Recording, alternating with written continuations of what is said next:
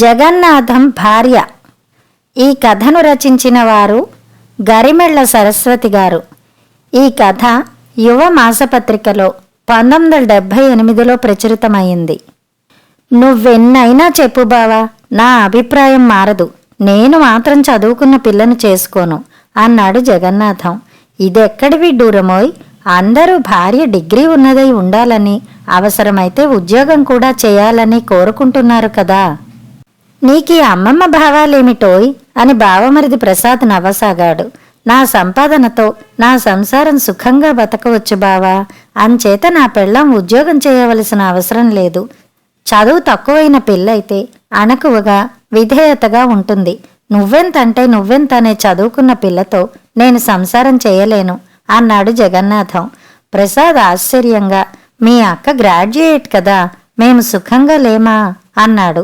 అందరూ మా అక్కలాగా నెమ్మదిగా ఉంటారని గ్యారంటీ ఏముంది అన్నాడు జగన్నాథం.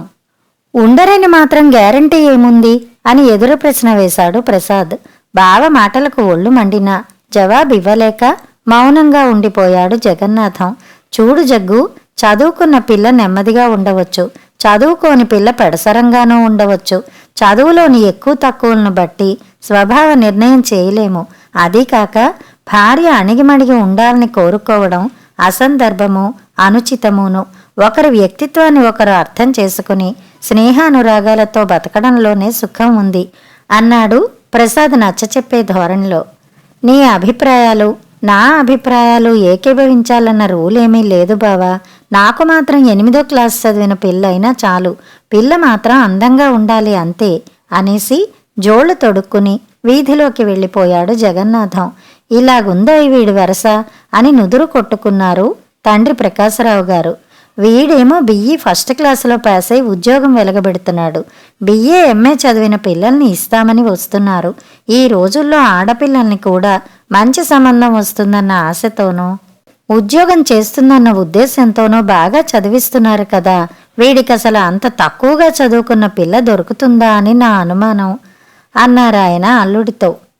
మీ అభిప్రాయం ఏమిటి అని అడిగాడు ప్రసాద్. మాకేమో చదువుకున్న పిల్లని చేయడం ఇష్టమే. మా కోడలు బిఏ పాస్ అయిందని చెప్పుకోవడం మాకు మాత్రం ముచ్చట కాదు. కానీ వీడి పిడివాదం ఇలాగ ఉంది కదా, ఇష్టం లేని పెళ్లి ఎట్లా చేయగలం అంది జగన్నాథం తల్లి నిస్పృహతో. నలుగురితో కలివిడిగా తిరగడం కానీ ఇతర పుస్తకాలు చదివే అలవాటు కానీ లేని జగన్నాథానికి ప్రపంచ జ్ఞానం తక్కువనే చెప్పాలి. చదువుకునే రోజుల్లో తన రూమ్మేట్ కమలాకరంతో మాత్రం బాగా కలిసిపోయాడు. తనకంటే ఏడాది పెద్దయిన కమలాకరాన్ని గురువుగా భావించేవాడు. చదువు పూర్తయిన కొద్ది కాలానికే కమలాకరానికి హైదరాబాదులో మంచి ఉద్యోగం కలిసి వచ్చింది. ఉద్యోగంలో చేరిన సంవత్సరానికి బిఏ పాస్ అయిన రమతో వైభవంగా వివాహం జరిగింది. పెళ్లికి వెళ్లిన జగన్నాథం రమ కమలాకరానికి సరైన జోడీ అనుకున్నాడు. కొంతకాలం తర్వాత ఏదో ఇంటర్వ్యూ కోసం హైదరాబాద్ వెళ్లిన జగన్నాథం కమలాకరం ఇంట్లోనే బస చేశాడు. అతనక్కడ ఉన్న 4 రోజుల్లో రమ ఒక్కసారి మాత్రం కనపడి పలకరించింది. సభలని పార్టీలని ఎక్కడికో అక్కడికి వెళ్ళిపోతూ ఉండేది. కమలాకరానికి జగన్నాథానికి కావలసిన వాటిని వంట మనిషి, పనికుర్రవాడు చూసేవారు. కమలాకరంలో పూర్వపు ఉత్సాహం కూడా కనపడలేదు. షికారుకి వెళ్ళినప్పుడు ఆ మాటే అన్నాడు అతనితో. కమలాకరం చాలాసేపు దూరాలకు చూస్తూ ఉండిపోయాడు. నువ్వు మాత్రం చదువుకున్న పిల్లను చేసుకోకు జగ్గు అన్నాడు హఠాత్తుగా. మా ఆవిడని చూస్తున్నావు కదా, ఒక్క క్షణం ఇంటి పట్టున ఉండదు. క్లబ్బులకని షాపింగ్ అని ఏదో నెపంతో తిరుగుతూనే ఉంటుంది. నా అవసరాలు చూడదు. ఏమైనా అంటే నా మీద అధికారం చెలాయించి నన్ను బానిసలాగా చూడడానికి ప్రయత్నించకండి అంటూ పోట్లాటకి వస్తుంది. బాబో పాపో పుడితే కొంత మనశ్శాంతి ఏర్పడుతుందనుకుంటే ఇప్పటి నుంచి పిల్లలు వద్దంటుంది. వంటవాళ్లు పనివాళ్లు ఉన్నా ఇంటికి రాగానే భార్య పలకరించాలని, కాఫీ అయినా ఇవ్వాలనే ఆశించడం తప్పు కాదు కదా. ఇప్పుడికి ఎంత విచారించినా లాభమేముంది. అందుకే రా జగ్గు, నువ్వు హైస్కూల్ చదువు దాటని పిల్లని చేసుకో. నీ చెప్పు చేతల్లో ఉండి నిన్ను సుఖపెడుతుంది అన్నాడు కమలాకరం.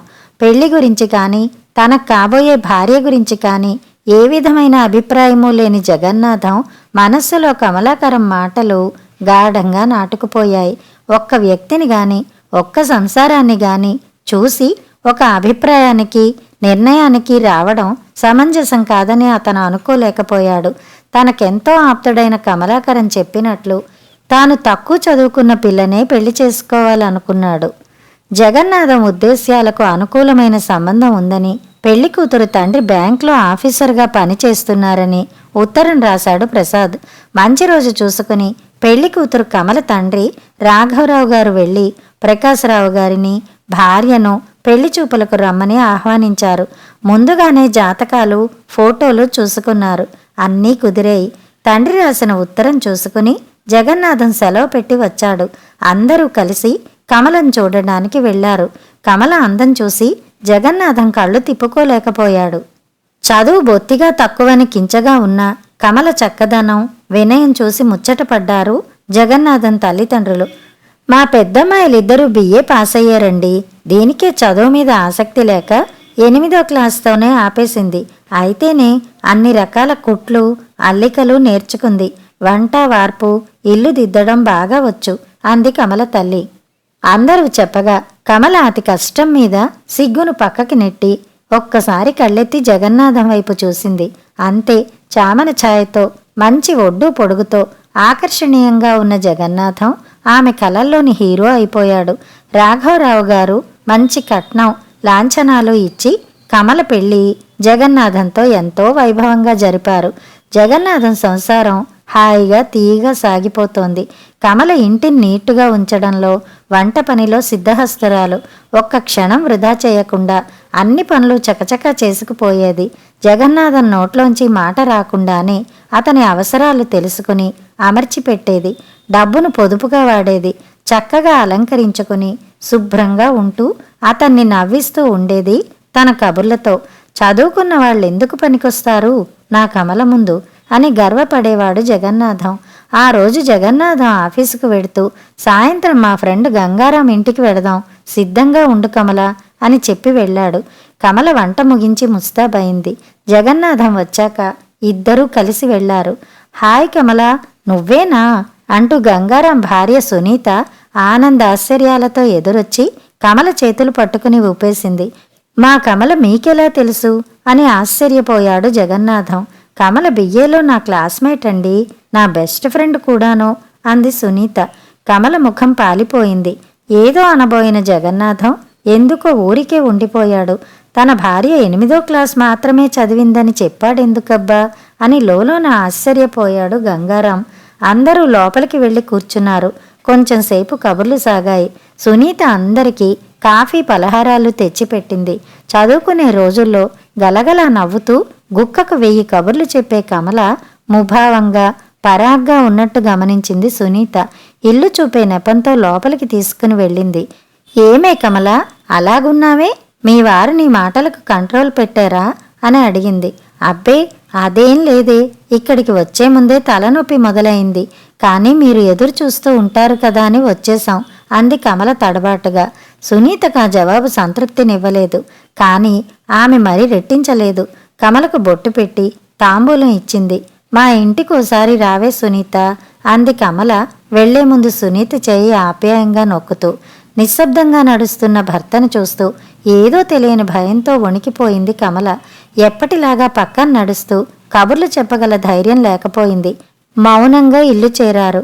కమల ఆమె తల్లిదండ్రులు మోసగించారన్న కోపంతో అవమానంతో దహించుకుపోతున్న జగన్నాథం కమల లోపలికి రాగానే ఎడాపెడా కొట్టాడు. నువ్వొక నటివి, మోసగత్తెవి అని తిట్టాడు. ఏమండి, నాలో గాని నా ప్రవర్తనలో గాని ఏమైనా లోపం చూశారా అని జాలిగా ఏడుస్తూ అడుగుతున్న కమల్ను చూస్తుంటే అతని మనస్సు మరింత మండిపోయింది. నన్నెందుకింత మోసం చేశారు?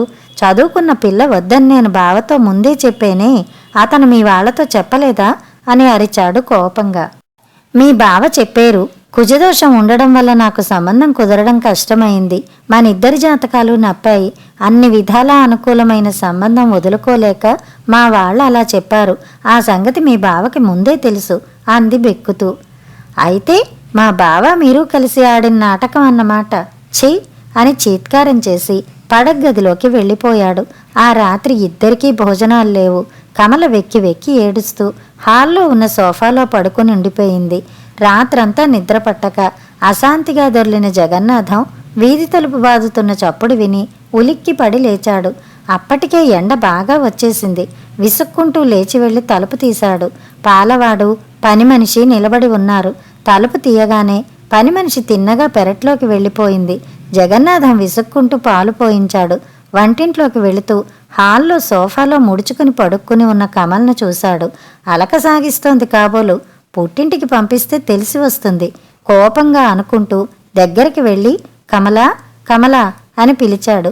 నన్ను కొట్టకండి, క్షమించండి అని కలవరిస్తూ ఒత్తిగిలిన కమల సోఫాలోంచి పడిపోయింది. జగన్నాథానికి కంగారు పుట్టి ఒళ్ళు ముట్టుకుని చూశాడు. ఆమె ఒళ్ళు జ్వరంతో పేలిపోతోంది. జగన్నాథానికి మతిపోయినంత పని అయింది. పని మనిషిని కేకేశాడు. ఆమె సాయంతో కమలను మంచం మీద పడుకోబెట్టాడు. ఆదరా బాదరా ముఖం కడుక్కొని డాక్టర్ దగ్గరకు పరిగెత్తాడు. డాక్టర్ వచ్చి కమలకు ఇంజెక్షన్ ఇచ్చి మాత్రలు రాసిచ్చి వాడమని, కంగారేం లేదని చెప్పి వెళ్ళాడు. కమలకు సపర్యలు చేస్తూ రాత్రింబవళ్ళు కమల మంచం పక్కనే ఉండిపోయాడు జగన్నాథం. తను ఆమెను దారుణంగా కొట్టడం వల్లనే ఆమె జ్వరం పడిందనుకున్నాడు. ఆమె కలవరింతలు వింటూ ఆమె మనస్సును గాయపరిచినందుకు పశ్చాత్తాపంతో కుంగిపోయాడు. తన జీవితంలోకి వెలుగులాగా వచ్చిన కమల తనకు అందిస్తున్న సుఖ సంతోషాలు ఎనలేనివి.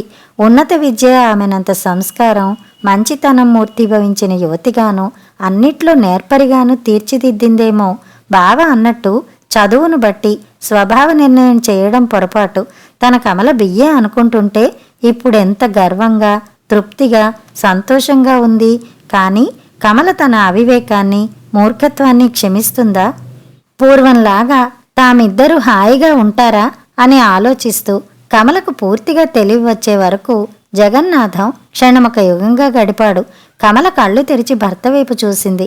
కమలను అక్కును చేర్చుకోవాలని, క్షమాపణ కోరుకోవాలని, ఎన్నో తియ్యటి కబుర్లు చెప్పాలని అనుకున్న జగన్నాథం ఆమె కళ్ళలోకి చూడలేక తల తిప్పుకుని కిటికీలోంచి దూరానికి చూస్తూ ఉండిపోయాడు.